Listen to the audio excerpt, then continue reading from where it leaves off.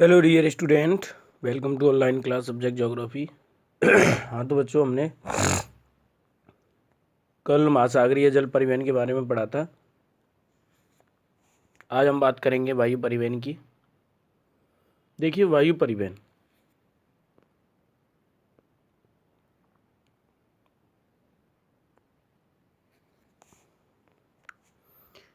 परिवहन जो हवाई जहाज़ों के द्वारा, हेलीकॉप्टरों के द्वारा होने वाला परिवहन होता है।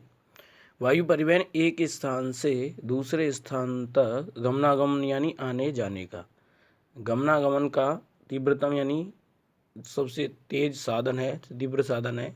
इससे यात्रा समय को घटाकर दूरियों को कम, जो यात्रा में लगने वाला समय उसको घटाकर दूरियों को कम कर दिया गया है। दूरियां कम ऑटोमेटिक हो गई हैं, क्योंकि ऐसा विश्व का कोई स्थान नहीं है जहां पर 12 घंटे में पहुंचा नहीं जा सके। यह भारत जैसे विस्तृत यानी बड़े देश के लिए बहुत ही आवश्यक है, क्योंकि यहाँ दूरियां बहुत लंबी हैं। दूरियां काफ़ी लंबी हैं। भारत की उत्तर से दक्षिण लंबाई 3214 किलोमीटर है और चौड़ाई जो है वो 2933 किलोमीटर है। तो दूरियां काफ़ी लंबी हैं तथा भूभाग एवं जलवायु दशाएं भी अत्यंत विविधतापूर्ण हैं। भूभाग भी कहीं पठार, कहीं मैदान, कहीं पहाड़ियाँ हैं और जलवायु दशाएं भी भिन्न हैं। कहीं बर्फीले पर्वतें हैं, कहीं पर रेगिस्तानी क्षेत्र है। तो कहने का मतलब ये जलवायु दशाएं भी अत्यंत विविधतापूर्ण है। अब आता है बच्चों, देखिए, भारत में वायु परिवहन की शुरुआत 1911 में हुई थी। किस में हुई थी? 1911 में हुई थी, जब इलाहाबाद से नैनी तक की 10 किलोमीटर की दूरी के लिए वायु डाक प्रचालन संपन्न किया गया था।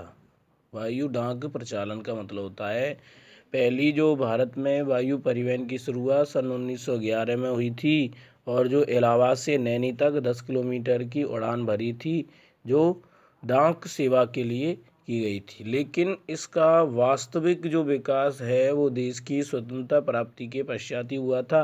वायु परिवहन में ज़्यादातर विकास कब हुआ था? जब हमारे देश को आज़ादी मिल गई थी।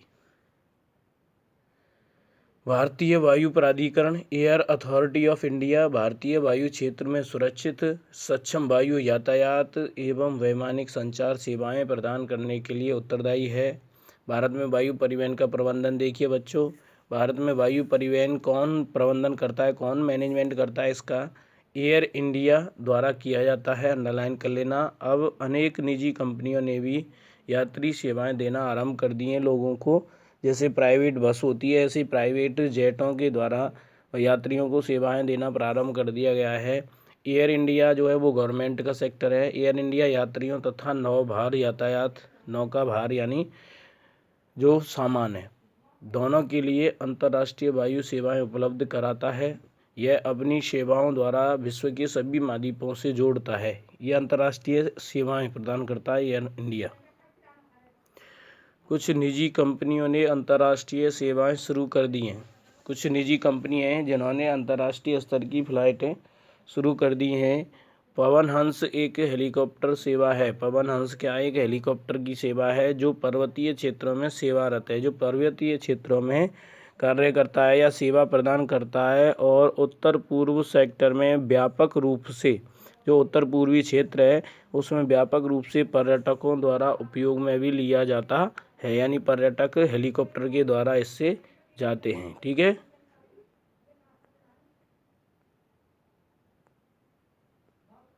इसके बाद में देखिए बच्चों, इंडियन एयरलाइंस का कुछ इतिहास दिया हुआ है, इसको देखते हैं हम। इंडियन एयरलाइंस का इतिहास, 1911 में भारत में वायु परिवहन सेवा की शुरुआत हुई थी। अभी हमने पढ़ा था, इलाहाबाद से नैनी के बीच में की गई थी। और 1947 में वायु परिवहन मुख्यतः 4 प्रमुख कंपनियां थीं: Indian National Airways, Tata Sons Limited, Air Services of India तथा डेक्कन एयरवेज द्वारा उपलब्ध कराई जाती थी। 1951 में 4 और कंपनियां आई थीं: Bharat Airways, Himalayan aviation limited, Airways India और कलिंगा एयरलाइंस इस सेवा में शामिल हुई। इसके बाद में 1953 में वायु परिवहन का राष्ट्रीयकरण करके वायु परिवहन का राष्ट्रीयकरण करके 2 निगम बनाए थे। एक तो था एयर इंडिया लिमिटेड तथा दूसरा था इंडियन एयरलाइंस का गठन किया गया। अब इंडियन एयरलाइंस का एयर इंडिया में क्या हो गया है, विलय हो गया है। इस तरीके से अब सरकारी क्षेत्र की बच्चों ये एयर इंडिया जो है वो अंतर्राष्ट्रीय सेवाएं उपलब्ध कराती है। इसके अतिरिक्त देखिए बच्चों, पवन हंस सेवा जो है वो पवन हंस सेवा इसके अतिरिक्त लिमिटेड मुख्यतः पेट्रोलियम सेक्टर यानी पेट्रोलियम क्षेत्र के लिए जो हेलीकॉप्टर सेवा उपलब्ध कराता है, जो पेट्रोलियम खोजने के लिए वो उपलब्ध कराता है।